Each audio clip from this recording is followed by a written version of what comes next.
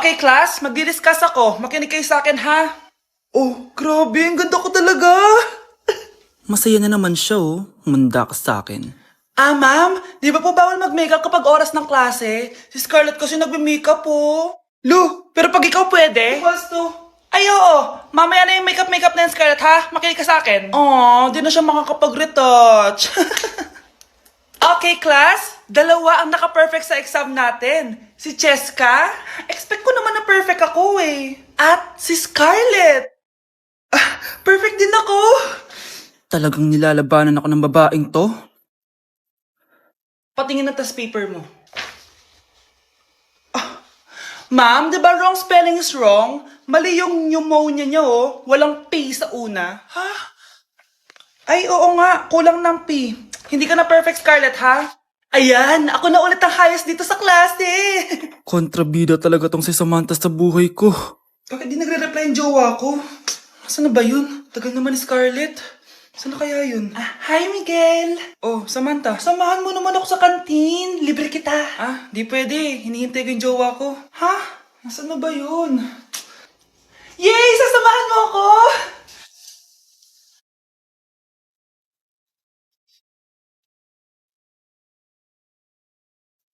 Ha? Wala naman ako sinabi! Scarlett? Mainis ka lang, dapat lang sa'yo. Lahat na lang kinukuha sa akin ni Samantha. Ibubunyag ko na yung sikreto ng pamilya niyo. Kinulong po ni nanay si Scarlett sa bodega. Ha? Anak?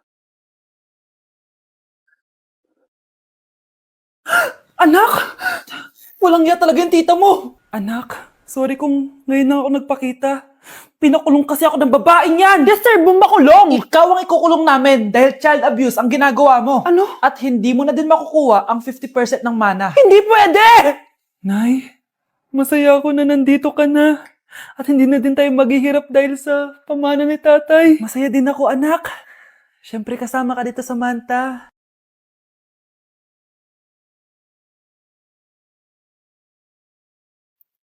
Ano ba? Bakit tawag ka ng tawag, ha? Oo, wala silang kaalam-alam. Sige na, baka mahuli pa tayo. Sa wakas, sa atin na ang mana. Maghahati tayo dito. Palayasin mo na yung mga batang yun, ha? Ako bahala. Ang galing talaga natin magpanggap date.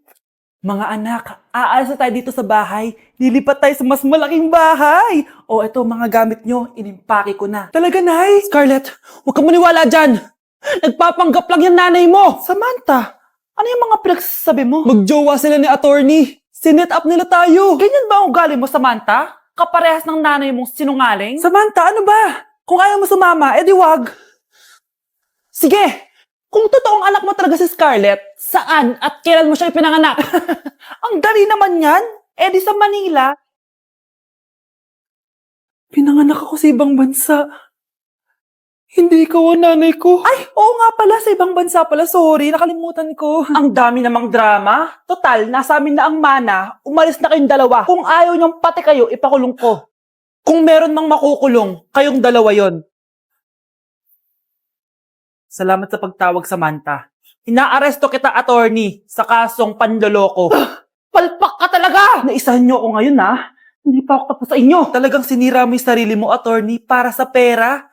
At ang dami mo na palang naloko. Samantha, huwag na tayong maghiwalay, please. Oo, Scarlett. Dito lang ako palagi sa tabi mo. Kayong dalawa, mag-ingat kayo palagi, ha? Gamitin niyo na maayos sa pamana ng tatay niyo. Salamat po. Kapag pinirmahan mo to, akin na lahat ng mga kayamanan mo. Oh, pirmahan mo na. Tita, wala naman ako field trip hindi pa ba sinasabi ng teacher niyo na may field trip kayo? Anak, okay lang. Pipirmahan ko na to para makasali ka sa field trip niyo. Walang iya ka talaga, Rosa. Wala ka talagang titira sa akin, ha? Manda ka talaga sa akin. Mabilis ka talagang utuin, Susan. Salamat, Mare. Ramon, napapirma ko na siya. Atin na ang bahay, pera at mga ari-arian niya. Magaling ka talaga, Rosa. Kaso kailangan na natin kumilos na mabilis. Kasi sabi ng doktor, nagre-recover na yung mata niya. Ano? Kaya bukas na bukas din, papalayasin na natin sila. Total, nakuha na natin ang gusto natin. Nay, bakit mo pinirmahan yun, ha? Maliban natin kung ano nilalaman ng papel na yun. Huwag kang mag-alala, anak. Malapit nang matapos ang maliligayang araw ng tatay mo at ng kabit niya.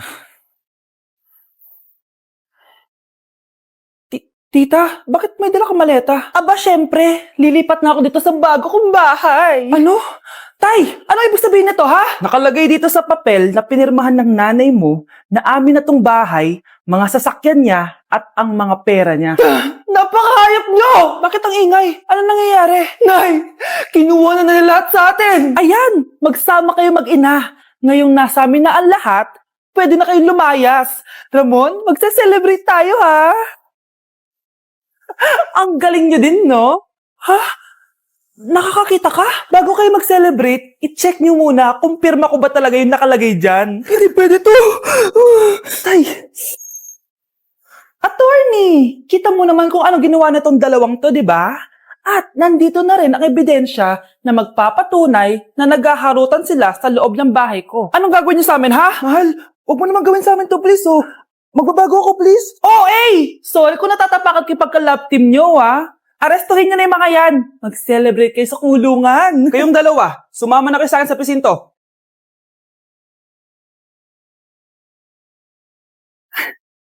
Ganda nito, oh. Sana maging successful yung pagbebenta ko ng damit mo, na. Mahal, ang dami nating ibebenta mamaya. Manifest natin na makabenta kayo, Nay, para makaahon na tayo sa kahirapan.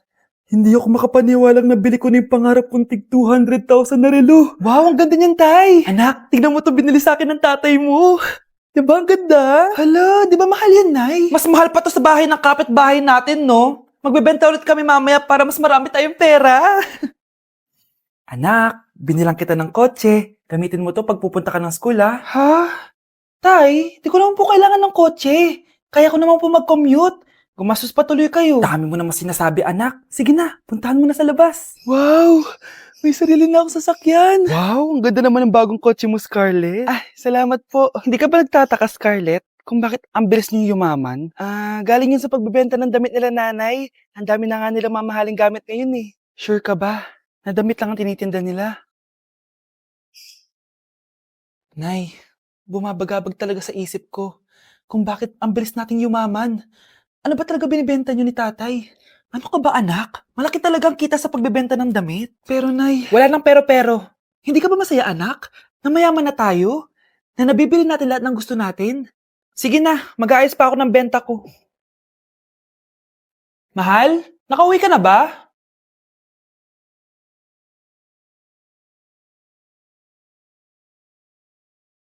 Ano ba talagang laman neto? Nagbebenta sila ng laman loob ng tao. Wow, sobrang ganda, mahal. Buti naman nagustuhan mo, mahal. Nga pala, kinuha ko na yung laman loob ng kapitbahay natin. Si Rosa? Malaking pera na naman to. Mahal, hindi dapat malaman ni Scarlett to, ha? Ano yun? Nasaan yung ledger? Nandito lang yung kanina. Ba't mo winala yung ledger, mahal? Nandun lahat ng mga sikreto natin. Sinong tao dyan? Hey Susan, someone's calling. Hello anak, kamusta na kayo dyan? Padala ka ng 10,000 ha, dahil wala na kaming baon ng mga kapatid ko. Anak, pasensya ka na, di mo na ako makakapagpadala ngayon. Di ba pumunta ka dyan para sa amin? Wala ka naman palang kwenta eh. Sige anak, gagawin ko ng paraan ha. Di na muna siguro ako bibili ng gamot para may maipadala ako. Ako? Wala na ako nanay, di ba? Sino yung tumatawag, te? Di ba nasa ibang bansa yung nanay niya? Ano naman gusto mo? Hello, anak. Buti naman sinagot mo na. Nagpadala pala ako sa inyo ng mga kapatid mo. Baon niyo yun tapos pampagawa na rin ng bahay. Okay. Ikaw na bahala dun, ha? I love you. So, ayun na nga. Hello, Mars? Mars, alam mo ba, yung anak mo, lasing umuwi kagabi. May kasama pang lalaki. Baka ibang babae yun, Mars, ha? Hindi naman ganun yung anak ko. Sure ka ba talaga, Mars, na yung mga perang pinapadala mo napupunta talaga sa baon at bahay nyo? O ano? Nakapagpadala ka na ba ng pera? Oo, anak. Nagpadala na ako kanina. Dagdagan mo, ha? Marami kaming bayarin ngayon. Anak, matanong ko lang. Saan mo ginagastos yung mga pinapadala ko? Babe, ano ba? Oh, babe, shot ka pa. Ano to, Scarlett, ha? Dito na ba napupunta yung mga pinapadala ko sa'yo, ha? Mga alak at vape na yan? Ba't umuwi ka pa? Nagpakahirap ako sa ibang bansa. Para sa inyo ng mga kapatid mo.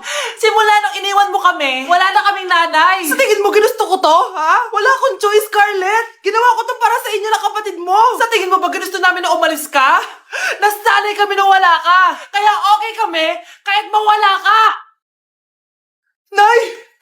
Una na kami, Scarlett, ha? Salamat po sa pagpunta. Oh, Scarlett, pinapabigay yan ng nanay mo bago siya mamatay. Ang laki nito, tita. Inipon ng nanay mo yan para sa inyo ng mga kapatid mo. Sana gamitin mo ng maayos. Kahit wala ka na, hindi mo pa rin kami pinapabayaan. Salamat, Nay. Sana yan ang makakapagpabago sa'yo, anak. Balang araw, babalikan din kita.